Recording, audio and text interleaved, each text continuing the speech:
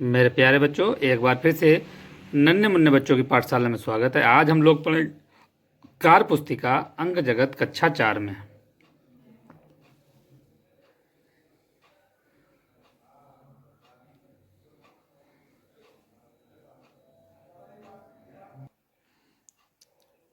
पाठ 15 परिमिति। देखते हैं परिमित मतलब परि माने चारों ओर, मिति माने माप। चारों ओर की माप को ही परिमिति कहा जाता है। ऐसी आकृति जो एक बिंदु से शुरू होकर किसी अन्य बिंदु पर समाप्त हो उसे खुली आकृति कहते हैं, जैसे चित्र में दिखाया गया है। ऐसी आकृति जो एक बिंदु से शुरू होकर उसी बिंदु पर समाप्त होती है उसे बंद आकृति कहा जाता है। देखो मेरे प्यारे बच्चों, इसको भी डायग्राम के माध्यम से दिखाया गया। अब हम लोगों को कुछ आकृतियां दी गई हैं, उनको हमें लिखना है। देखो, समझो और लिखो। देखो, खुली आकृति बताई गई, बंद आकृति। तो ये आगे वाली खुली आकृति होगी। इधर देखते मेरे प्यारे बच्चों, ये भी खुली आकृति है और ये बंद आकृति है और ये भी बंद आकृति है। आगे हम लोग देखते हैं कुछ आकृतियां दी गई हैं। नीचे दी गई आकृतियों के घेरे की लंबाई ज्ञात करनी है। एक वर्गाकार खाने की लंबाई बराबर 1 सेंटीमीटर। तो जो ये आकृति होती है मेरे प्यारे बच्चों, क्या करते हैं, जैसे ये खाना है 1 2 3 4 5 6 7 8 9 10 11 और 12, तो ये 12 सेंटीमीटर। इसी तरह से इसको भी गिन लेंगे। ये 1 2 3 4 5 6 7 8 9 10 11 12 13 14 15 16 17 और 18। ये कितने खाने हो गए? 18। इसी प्रकार इन सभी की आकृतियों को माप को गिन लेंगे। जितने एक खाना 1 सेंटीमीटर का है, जितने खाने होंगे उतने ही सेंटीमीटर लिख देंगे।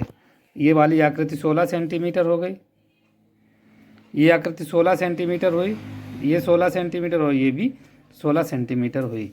आप लोग इसको अपनी किताब पर इसी तरह से लिखेंगे। अगला प्रश्न देखेंगे। लिखा हुआ है एक आकृति दी गई है, उस 2 सेंटीमीटर उसकी सभी भुजाएं हैं, तो परिमाप देखना है। जितनी भुजाएं दी गई उन सभी भुजाओं, परिमाप माने चारों भुजाओं का, जितनी भुजाएं हैं उन सब भुजाओं को जोड़ देंगे। तो 2 प्लस 2 सेंटीमीटर 2 सेंटीमीटर, ये हो जाएंगी 12 सेंटीमीटर। तो मेरे प्यारे बच्चों देखते हैं, रेखाखंड से घिरी किसी भी बंद आकृति की सभी भुजाओं की माप का योग उस आकृति का परिमाप होता है। तो आगे देखेंगे। ऐसे एक आकृति दी गई है, एक 5 सेंटीमीटर 2 सेंटीमीटर 5 सेंटीमीटर। तो परिमाप क्या हमने कहा था, जो भुजाएं दी गई उन सभी भुजाओं को जोड़ देंगे। तो 5 सेंटीमीटर प्लस 2 सेंटीमीटर, 5 सेंटीमीटर 2 बराबर 14 सेंटीमीटर। इसी तरह से ये आकृति दी गई है, 4 centimetre plus 2 centimetre plus 4 centimetre 2 12 centimetre. इसी तरह ये वाली, इसको भी जोड़ लेंगे। इसमें जितनी भी ये आकृतियां दी गई हैं, इन सभी आकृतियों में, जैसे ये 2 ये 3 ये 4 ये 2 ये 6, इनको सभी को जोड़ के 15 सेंटीमीटर। ये जितना टेढ़ा बेढ़ा लिखा है इनको सबकी जोड़ देंगे, ये 16 सेंटीमीटर होगी। आगे वाली भी 11 सेंटीमीटर होगी। इन सभी को जोड़ के आप लोग लिख देंगे। ये इसका परिमाप होता है। परिमाप मतलब सभी भुजाओं को जोड़ना। आयत की आमने सामने की भुजाओं की लंबाई सदैव बराबर होती है। मेरे प्यारे बच्चों, ये हम लोग सीख चुके हैं।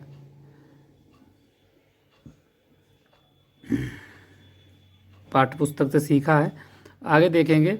आयत का परिमाप बराबर लंबाई प्लस चौड़ाई प्लस लंबाई प्लस चौड़ाई। तो 2 लंबाई प्लस 2 चौड़ाई, तो 2 लंबाई प्लस चौड़ाई, 2 लंबाई है 4, चौड़ाई है 2, मतलब 12 सेंटीमीटर। तो इसी तरह से मेरे प्यारे बच्चों और भी आकृतियां दी गई हैं, उनकी परिमाप निकालनी है।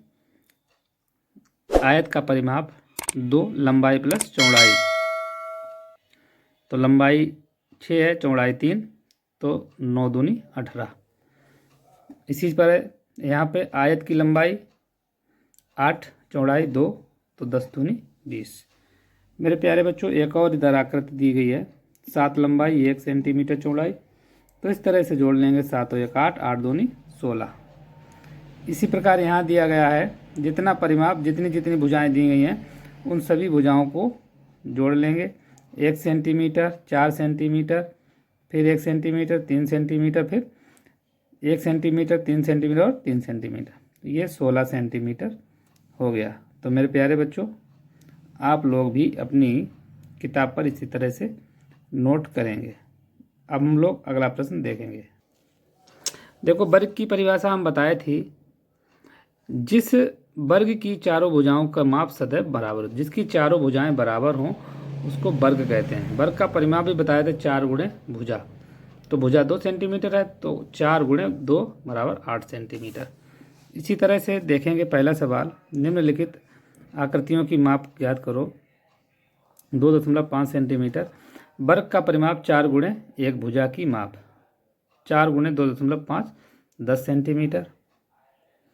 वर्ग का परिमाप बराबर 4 गुणे 1 भुजा की माप, 4 गुणे 3 12 सेंटीमीटर। आगे देखेंगे मेरे प्यारे बच्चों, ये वर्ग है, इसकी चारों भुजाएं 5-5 सेंटीमीटर हैं। वर्ग का परिमाप बराबर 4 गुणे 1 भुजा की माप, 4 गुणे 5 बराबर 20 सेंटीमीटर। और वर्ग का परिमाप बराबर 4 गुणे 2, 2 वर्ग हैं तो प्लस 4 गुणे 2 मतलब 16 सेंटीमीटर। ये चीज़ें आप लोगों को बहुत अच्छे से बताया भी गया था। अगर किसी तरह की कोई समस्या होती है आप ज़रूर बताएं, हम आपको दोबारा से बता देंगे, लेकिन ये चीज़ें बहुत सिंपल हैं, आप लोग आसानी से कर सकेंगे। देखते हैं मेरे प्यारे बच्चों, एक टाट पट्टी की लंबाई 900 सेंटीमीटर और चौड़ाई 50 सेंटीमीटर। टाट पट्टी का परिमाप ज्ञात करो। आयत का परिमाप क्या होता है? 2 लंबाई प्लस चौड़ाई, क्योंकि ये टाट पट्टी आयत की तरह है, तो 2 लंबाई 900 प्लस चौड़ाई 50, 1900 सेंटीमीटर इसकी परिमाप होगी। तो इसी तरह दिया गया है, एक वर्गाकार मैदान की लंबाई 100 सेंटीमीटर। इस मैदान के चारों ओर तार की बाड़ लगाने के लिए कितने मीटर तार की आवश्यकता होगी? वर्गाकार मैदान का परिमाप होता है 4 गुणे 1 भुजा की लंबाई, वो 1 भुजा है 100 सेंटीमीटर, तो 400 सेंटीमीटर।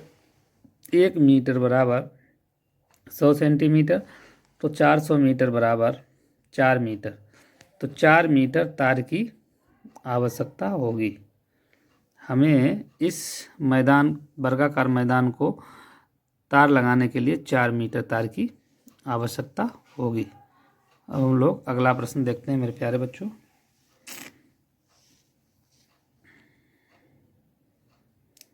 एक खेत की लंबाई 130 मीटर तथा चौड़ाई 45 मीटर। खेत के एक चक्कर लगाने के लिए तुम्हें कितनी दूरी तय करनी पड़े? तो आयत का परिमाप 2 लंबाई प्लस चौड़ाई, तो इतने 350 मीटर, 350 मीटर। खेत का एक चक्कर लगाने में 350 मीटर दूरी तय करनी पड़ेगी। इसी तरह से मेरे प्यारे बच्चों, एक वर्गाकार खेत का एक भुजा 75 मीटर है, परिमाप क्या होगा? वर्गाकार खेत का परिमाप 4 गुणे 1 भुजा की लंबाई, 4 गुणे 75 300 मीटर। खेत का परिमाप 300 मीटर होगा। तो मेरे प्यारे बच्चों, इस तरह से हम लोगों ने पाठ 15 परिमिति पूरा किया। अगर मेरा वीडियो अच्छा लगे तो लाइक शेयर करना, कमेंट जरूर करके बताना कि कोई समस्या हो। नए लोगों को अधिक से अधिक जोड़ें। धन्यवाद।